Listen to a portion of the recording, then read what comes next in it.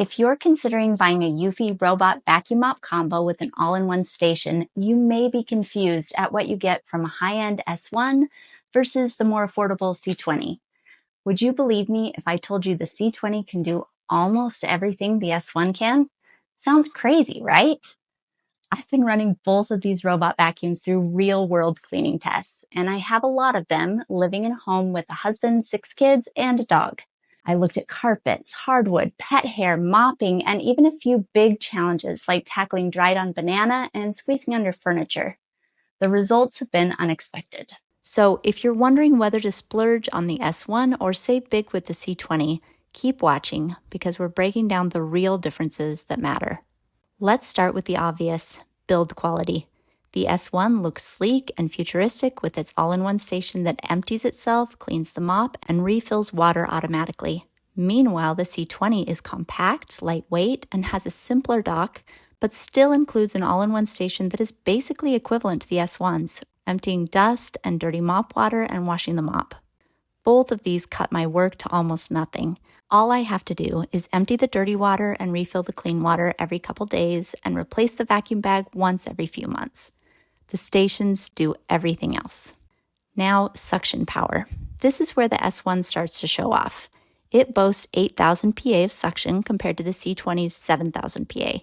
It doesn't sound like a huge difference, but that extra 1,000 PAs, along with dual side brushes constantly pushing debris to the center where the vacuum can pick it up, equates to a noticeable difference in cleanliness.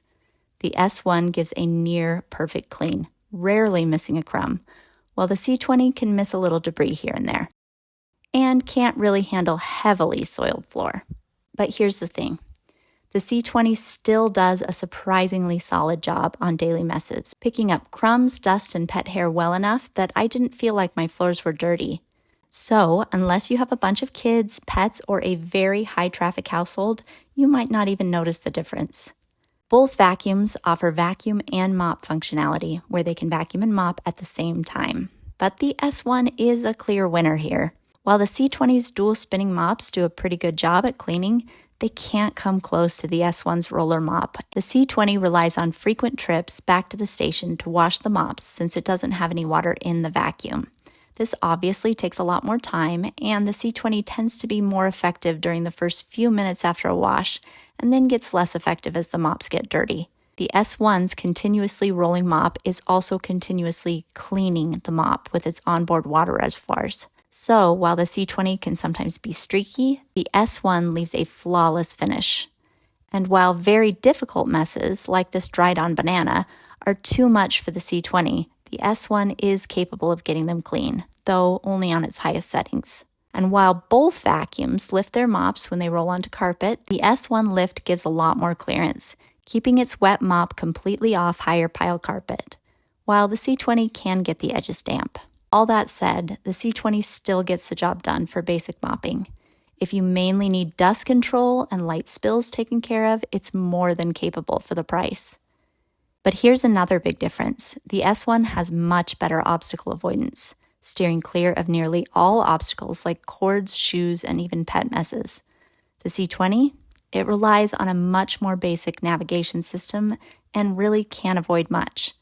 If you're using the C20, you have to make sure everything is picked up and cords are tucked away before you start.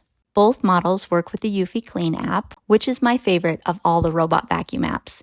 And you can customize everything from suction and water levels to scheduled cleanings and no-go zones. Both the C20 and S1 are capable of storing maps for multi-level homes, so you can carry the vacuum upstairs and have it clean there as well. However, this is a little trickier with the C20 because since it doesn't have water on board, you need to bring up the entire station if you want to use the mopping function.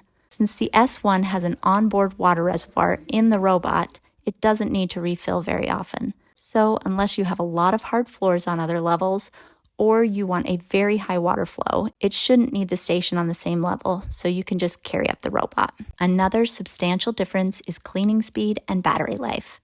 In my home, the C20 can vacuum and mop about 500 square feet an hour, and that completely depletes the battery.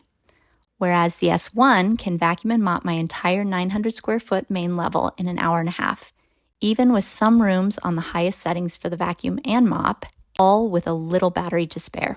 But while the S1 is superior in nearly every way, but there is one area where the C20 excels. The C20 is just a tiny bit shorter than the S1 and a little smaller as well, allowing it to get places the S1 can't. And as a result, I do prefer it for under table cleaning since it can be more thorough. So here are my final takeaways. The C20 is an incredible value for the price. It's an excellent vacuum and mop capable of doing a very nice thorough clean on both carpet and hard floors. It's one of the shortest, if not the shortest, vacuum mop on the market, which means it can get places other vacuum mop combos can't. But if you have the budget for the S1, its added value is significant. It has better vacuum power and dual-side brushes, which miss fewer crumbs. It has excellent obstacle avoidance. It cleans faster, has longer battery life, has an excellent mop that's far superior to the C20's, and leaves my floors looking flawless. And it's even capable of tackling very difficult messes that other robot vacuum mops can't even touch, like dried on banana. While they're both great machines, I love the S1 for my home. It does a beautiful job despite our daily messes and has substantially cut down on the time I have to spend cleaning. Links are in the description if you want to check out either of these. So which one are you leaning towards? Drop a comment below and let me know. And if you found this helpful, don't forget to like and subscribe for more product comparisons.